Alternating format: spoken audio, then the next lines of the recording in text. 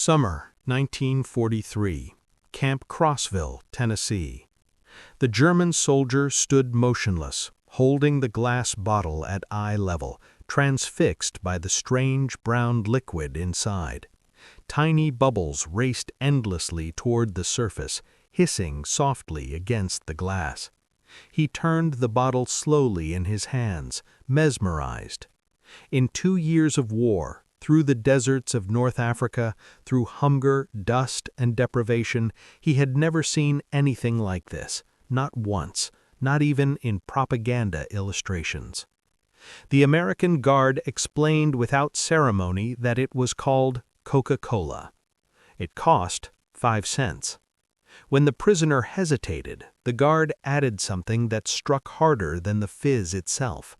That 5 cents was the same price American children paid, bought with allowance money, spare change handed to them by parents who expected nothing extraordinary in return. This drink was not a luxury, it was ordinary. Across the United States that summer, more than 370,000 German prisoners of war were beginning a quiet confrontation with reality. It was not staged. No lectures were given, no re-education films were shown. Instead, ideology collapsed under the weight of routine abundance. These men had grown up inside a system that taught sacrifice as virtue and scarcity as strength. They had been told America was decadent, divided, and weak, a nation softened by excess, incapable of sustained war. Yet here they stood, prisoners, watching guards casually discard half-empty bottles of soda, seeing ice cream served as an afterthought, candy bars sold so cheaply they were given away. The foods themselves were not the revelation, it was their normality. Ice cream was not reserved for holidays, soft drinks were not rationed. Chocolate was not hidden behind connections or favors. Sugar sat openly on tables.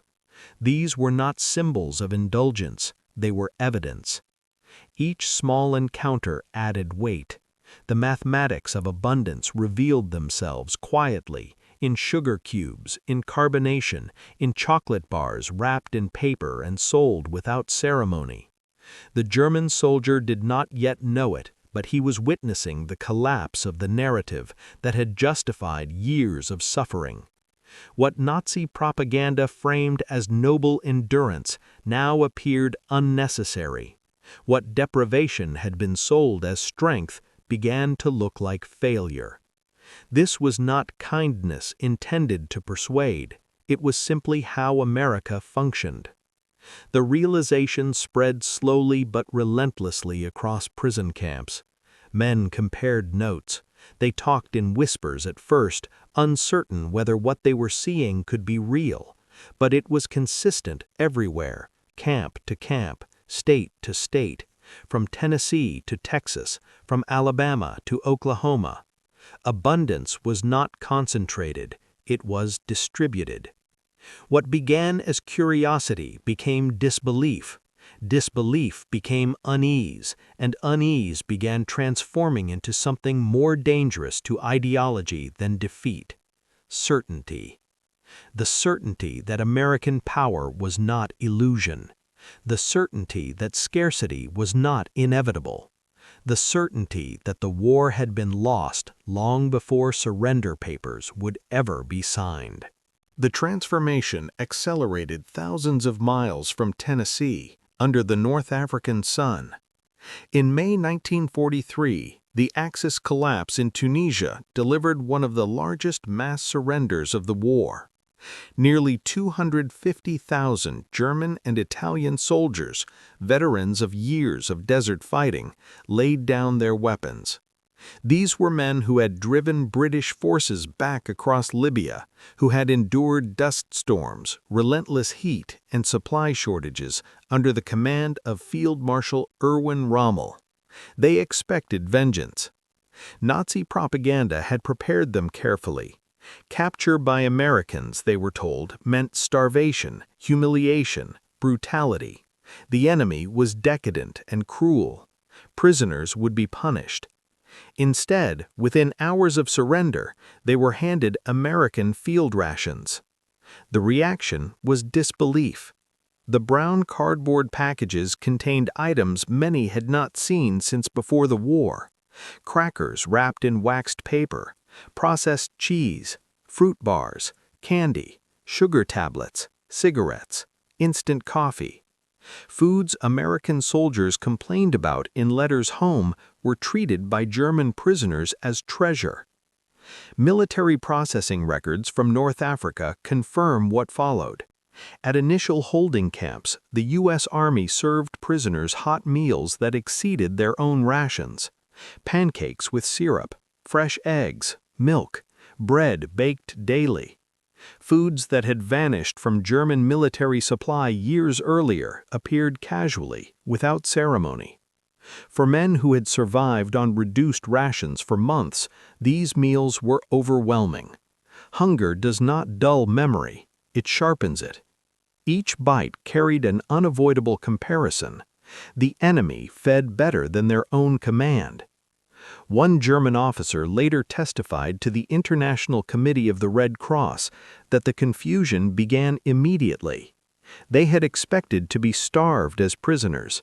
Instead, the Americans fed them better than their own army ever had.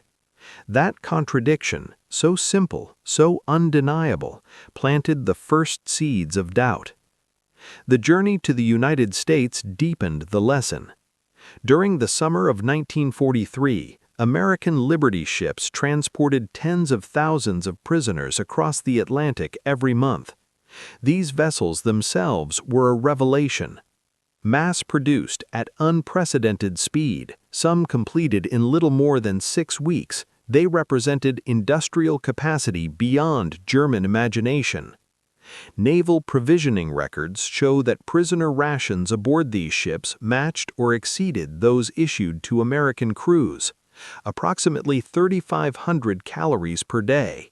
Fresh bread, meat, vegetables, coffee with sugar and milk. Refrigeration systems, standard on American ships, preserved fresh food for the entire crossing.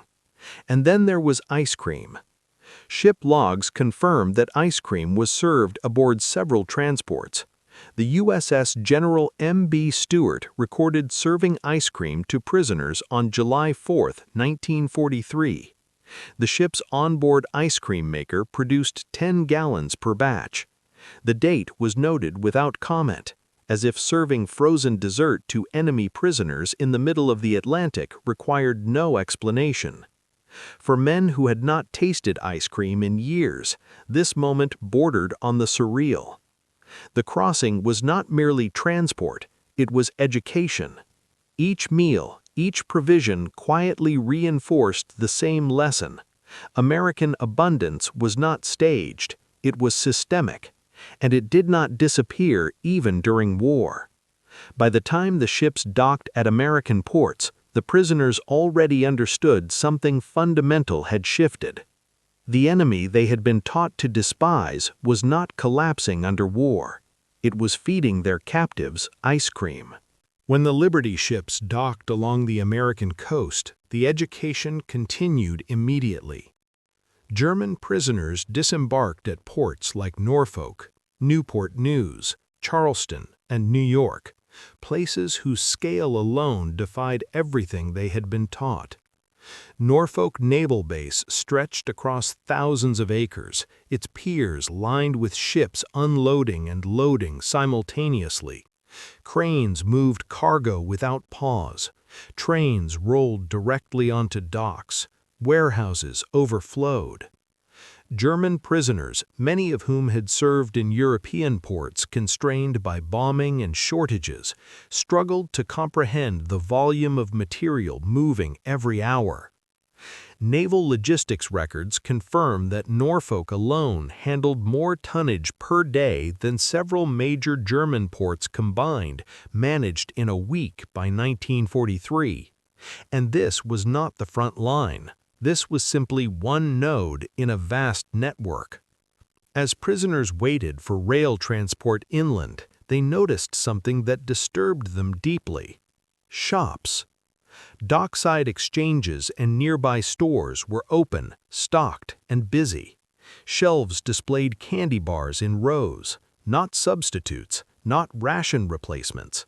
Brand names, Hershey, Mars, Nestle, stacked casually, priced at 5 cents, the same price American children paid with allowance money. Military procurement records from 1943 show that these prices were not symbolic. Candy was cheap because it was abundant. The rail journey inland delivered another shock. Instead of being herded into freight cars, prisoners boarded passenger coaches. Dining cars served hot meals. Documented menus from July 1943 listed fried chicken, vegetables, bread, pie, and coffee. This was not special treatment for prisoners. Guards explained that this was standard American rail service. German prisoners quickly realized something unsettling. There was no theater here, no staged kindness. Americans lived this way. The camps themselves reinforced the lesson. Facilities like Camp Crossville in Tennessee, Camp Aliceville in Alabama, Camp Hearn in Texas, and dozens of others were built rapidly but thoroughly. Barracks were heated, electric lights worked reliably, hot water flowed from taps, toilets flushed, beds had mattresses. But it was the camp exchanges, the Army quartermaster stores, that delivered the most powerful impact. Army quartermaster records show that camp exchanges stocked multiple soft drink brands: Coca-Cola, Pepsi, Dr. Pepper, RC Cola, candy bars in several varieties, ice cream where refrigeration allowed, fresh fruit, snacks, cigarettes, tobacco, even beer at 3.2% alcohol content in accordance with regulations. Prisoners earned wages for labor, initially 80 cents a day, later raised to $1, with Coca-Cola priced at 5 cents and candy bars at the same price. A single day's pay could purchase 16 treats. In Germany, such items, if available at all, required special connections or black market access. Coca-Cola became the symbol. German prisoners encountered it everywhere: camp canteens, work details, gas stations, factories, schools. Americans of all ages drank it casually, sometimes discarding half-finished bottles without thought. That casual waste shocked men raised under strict rationing. Company archives confirm the scale. Coca-Cola produced over 5 billion bottles in 1943 alone. Military contracts guaranteed that American servicemen, and by extension, prisoners under U.S. care, could purchase Coca-Cola for 5 cents anywhere in the world. This required syrup production, bottling plants, glass manufacturing, transport logistics, and refrigeration operating in perfect coordination. Even more astonishing was consistency. Coca-Cola tasted identical whether consumed in Tennessee, Texas, or New York.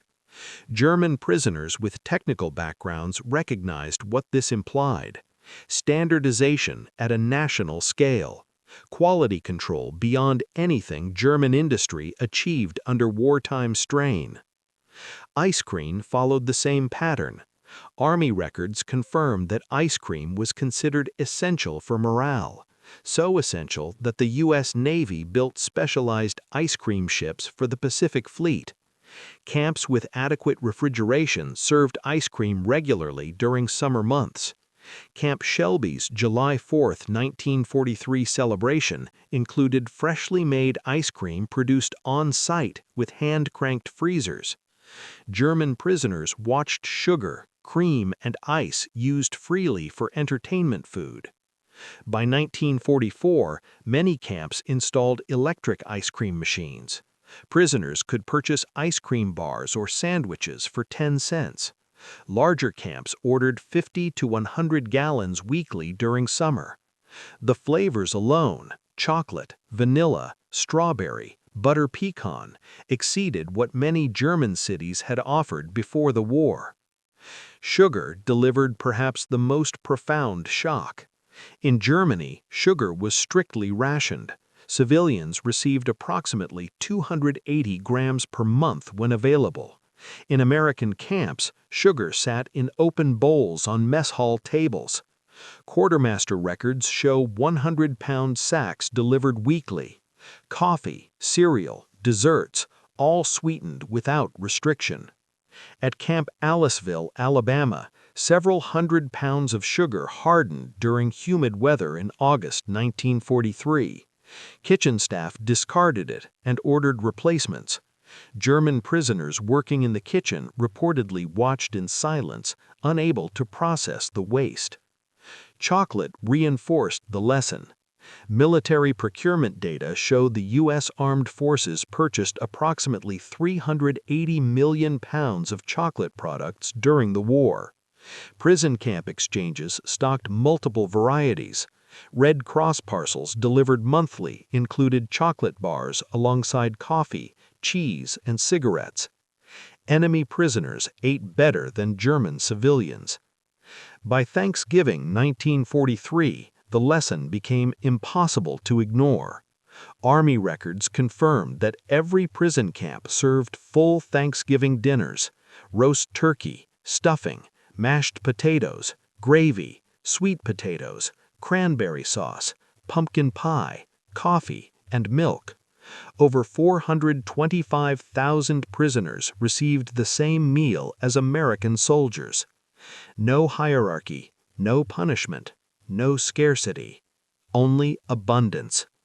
By the end of 1943, German prisoners understood something their leaders had denied from the beginning. American power did not come from intimidation or cruelty. It came from a productive capacity so immense that it could afford generosity, even towards enemies. And this realization was only beginning. By 1944, the education of German prisoners moved beyond observation and into direct participation.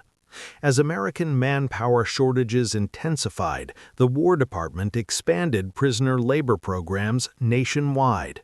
Approximately 100,000 German prisoners were assigned to agricultural, industrial, and infrastructure work.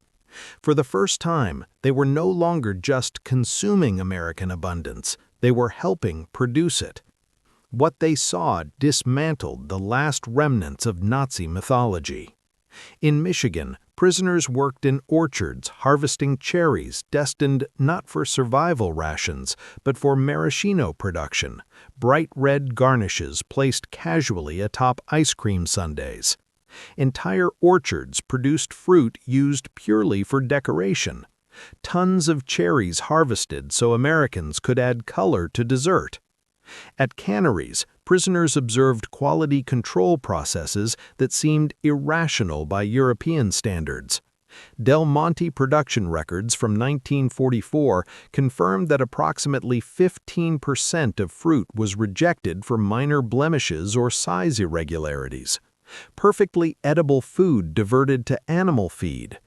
German prisoners accustomed to scraping mold from bread struggled to comprehend a system that discarded food because it was not perfect. Sugar beet processing in Colorado and Nebraska revealed industrial agriculture on a scale Germany never achieved. Single American farms produced more sugar beets than entire German regions. Prisoners learned that American sugar production from both cane and beet sources reached approximately 7 million tons annually. This explained everything they had witnessed in mess halls and PX stores. Sugar was not scarce because scarcity did not exist. Dairy production delivered another shock. Prisoners assigned near processing plants saw milk arriving by tanker truck, not in cans, not rationed. American milk production reached 119 billion pounds annually. Many schools received daily deliveries. German prisoners working near schools witnessed early forms of organized lunch programs. Children received hot meals with milk, vegetables, and protein. Some cafeterias sold ice cream as an optional treat. The idea that children could buy frozen desserts at school while German children faced hunger created a profound emotional rupture among prisoners who were fathers. Minimum security prisoners occasionally ate at roadside diners under guard. These encounters destroyed class-based assumptions. Menus offered meals that would have been considered luxury dining in Germany. Hamburgers, fried chicken, pie, ice cream sundaes, available to anyone with modest funds. Documented prices from 1944 confirmed the equality. Hamburgers 25 cents, Coca-Cola 5 cents, pie 15 cents, ice cream sundaes 25 cents.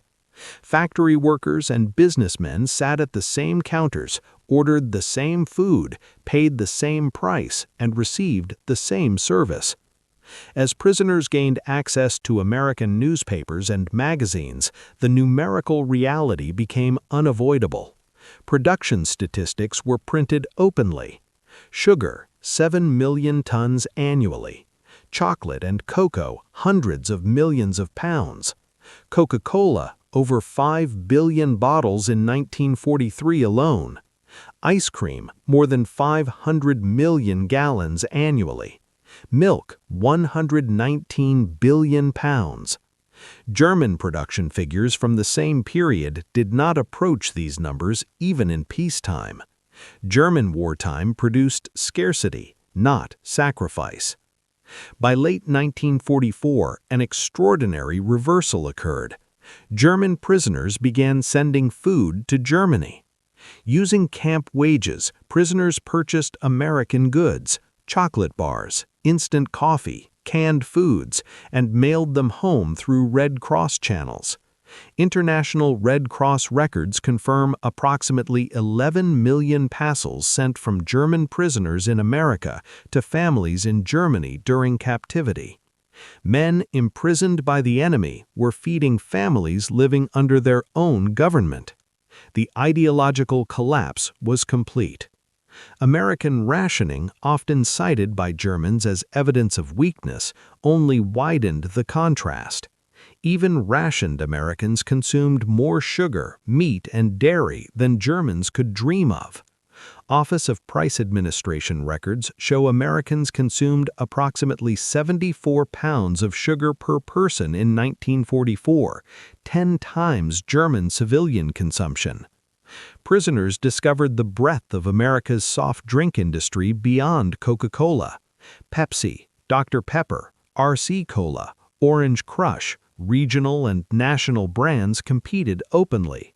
Multiple companies produced similar products, all profitable, all widely distributed. This competition itself contradicted the controlled economy Germans had known.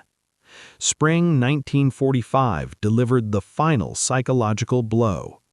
German prisoners watched newsreels of American soldiers advancing through Germany handing chocolate and chewing gum to German children. The same products prisoners had enjoyed in captivity were now being shared freely with civilians at the war's end. American soldiers carried enough candy to give away. The regime that promised triumph delivered hunger. When prisoners returned home between 1945 and 1946, the contrast became physical. Medical examinations showed many prisoners returned healthier than when captured. They had gained weight, their families had not. They brought Red Cross packages home like treasure, coffee, chocolate, canned goods. Children who had forgotten the taste of chocolate received Hershey bars from fathers who had eaten ice cream weekly in captivity. These men became unexpected advocates for American Reconstruction aid. They understood something critical. American abundance was not zero-sum.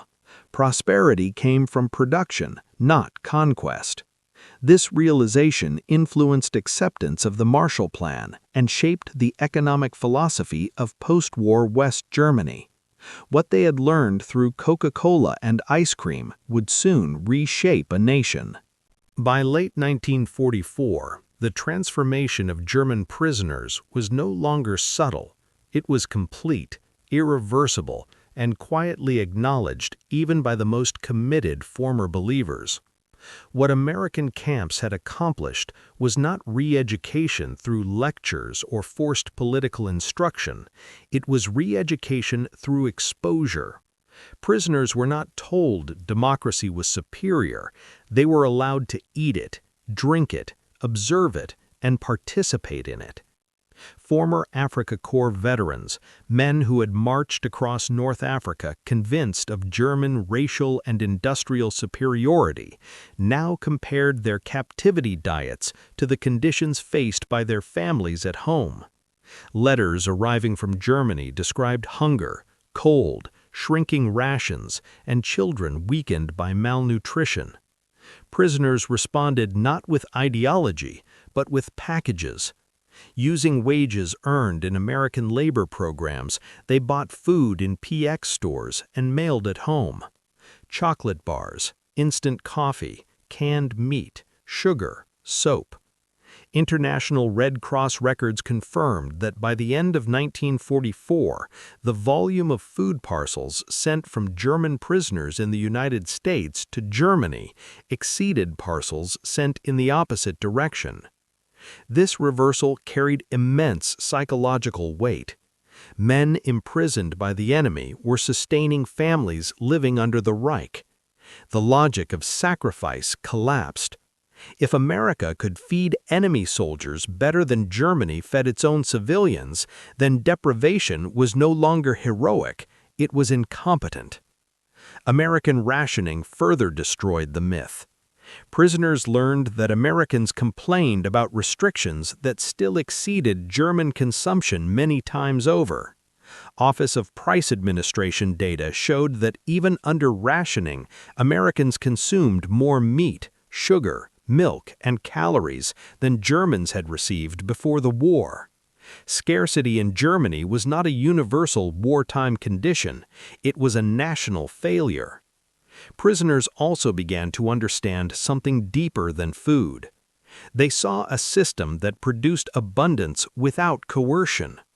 American factories ran not on forced labor, but wages. Workers chose jobs.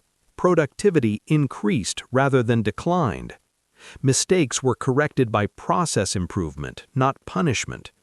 Output grew year after year while fighting a global war on two oceans.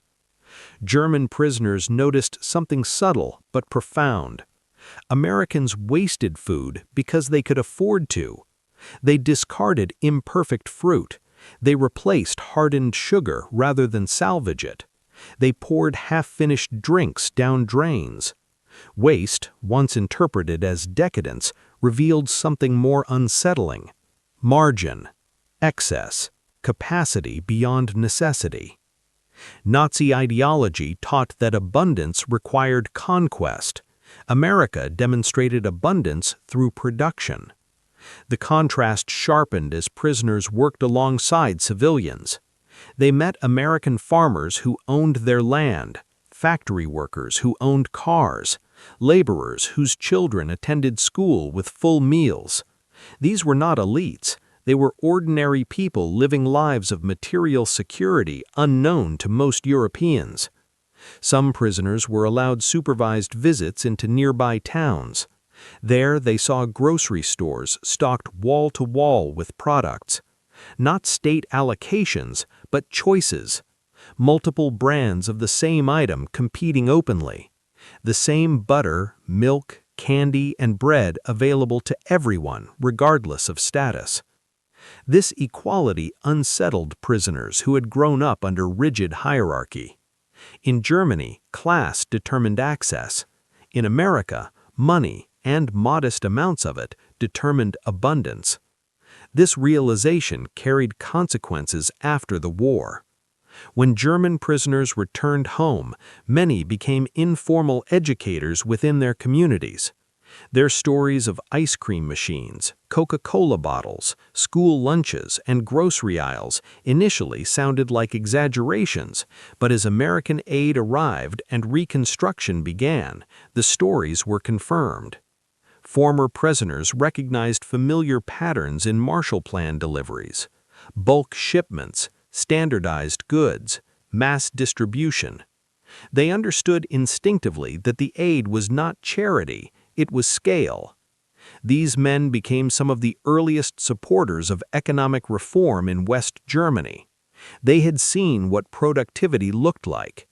They understood that rebuilding meant creating systems that generated surplus rather than managing scarcity. Historians later noted a striking pattern. Former prisoners of war were disproportionately represented among post-war managers, importers, distributors, and advocates of consumer-oriented economic policy. They knew that political stability followed material security. Academic studies, particularly those by historian Arnold Cromer, confirmed that food abundance played a central role in ideological transformation. Formal re-education programs had limited impact. Daily experience did the work instead. Hunger teaches faster than doctrine. The prisoners did not abandon Nazism because Americans told them to. They abandoned it because it could not explain ice cream. By early 1945, Nazi ideology no longer fit observable reality. It promised strength but delivered deprivation.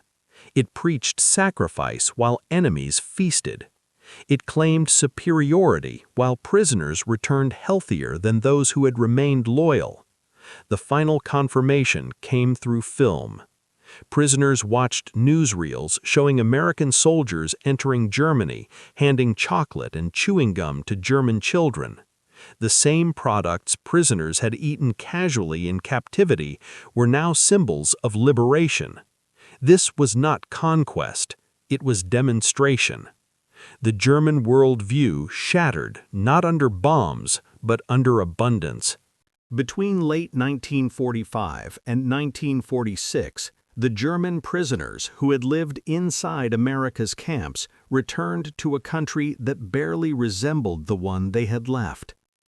Cities lay in ruins, rail lines were shattered, factories were burned shells, food was scarce to the point of desperation.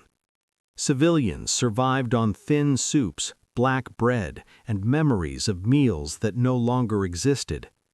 Children were visibly undernourished, elderly people collapsed in ration lines.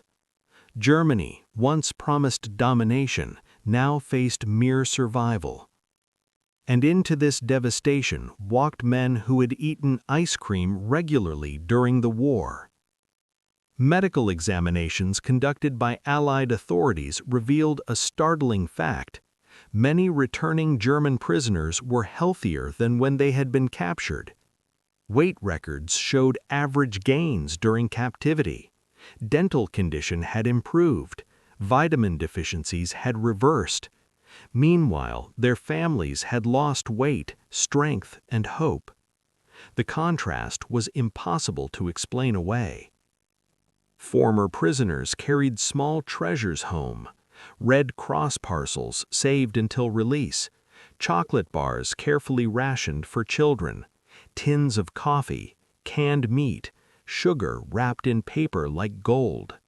These items were not luxuries anymore, they were proof. For German children, the first taste of American chocolate from a father's hand became a memory that defined the war more than air raids or uniforms. For wives and parents, it shattered the final illusions about who had truly possessed strength. The prisoners returned not as defeated soldiers, but as witnesses.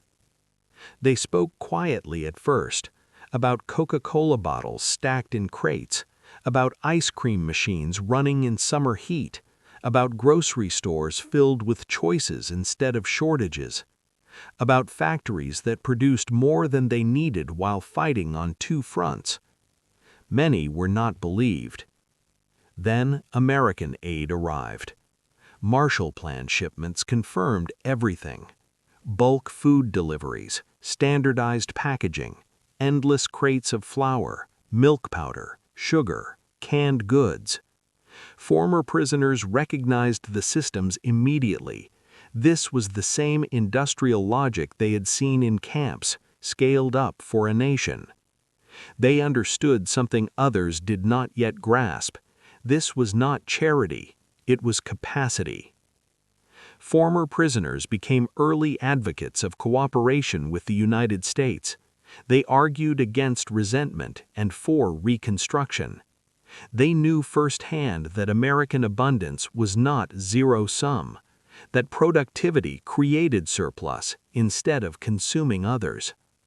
Some became importers of American products, others entered manufacturing. Many supported the introduction of supermarkets modeled on American grocery stores, self-service, wide aisles, choice instead of ration cards. Ice cream parlors modeled on American soda fountains appeared in West German cities. Coca-Cola returned officially in 1949, spreading rapidly. Former prisoners smiled when they saw it. They had tasted the future years earlier behind barbed wire. The German economic miracle did not emerge from nowhere. It emerged from lessons learned in captivity. Mass production, standardization, distribution, consumer access. These were not abstract theories to former prisoners. They were lived experience. They had seen that abundance created stability, and stability created loyalty. Historians later confirmed this influence. Studies showed that former POWs disproportionately supported social market reforms and Atlantic cooperation. Their worldview had shifted permanently. They no longer believed power came from conquest. They believed it came from production. In interviews decades later, former prisoners consistently returned to food when explaining their transformation. Not speeches, not re-education lectures, food. One veteran recalled, "When you see ice cream served to prisoners while your own country cannot feed children, something breaks inside you. You cannot unsee that." Another said, "The first Coca-Cola told me everything. It was sweet, unnecessary, and available to anyone. That drink explained democracy better than any book." Even hardened officers admitted the same. The Reich had promised greatness through sacrifice. America demonstrated greatness through surplus. The most devastating weapon America possessed was not the bomb, the tank, or the aircraft carrier. It was the ability to give. Give food, give choice, give dignity. Give abundance so casually that it seemed ordinary. In prison camps, guards drank the same soda prisoners drank. Officers ate the same meals. Children outside the fence ate better than German elites had during the war. Equality was not enforced, it was embedded. By the time prisoners returned home, Nazism could no longer survive contact with reality. The ideology that preached superiority could not explain why enemies were stronger, healthier, and more generous. It could not explain why defeat came wrapped in chocolate. The transformation was complete. German prisoners arrived in America believing they fought a decadent, weak society. They left understanding they had faced the most productive civilization in history. They had not been conquered by force alone. They had been outproduced, outfed, and outperformed. The bottles of Coca-Cola and bowls of ice cream served in American prison camps accomplished what years of propaganda never could. They dismantled an entire worldview without firing a shot. In the end, democracy did not need to argue its case. It simply opened the freezer, poured the soda, and let reality speak. The German prisoners who tasted that reality carried it home and helped rebuild a nation that would never again choose scarcity over abundance. That is how a war was ended, not just with surrender documents, but with sugar, carbonation, and the quiet realization that freedom tasted sweet.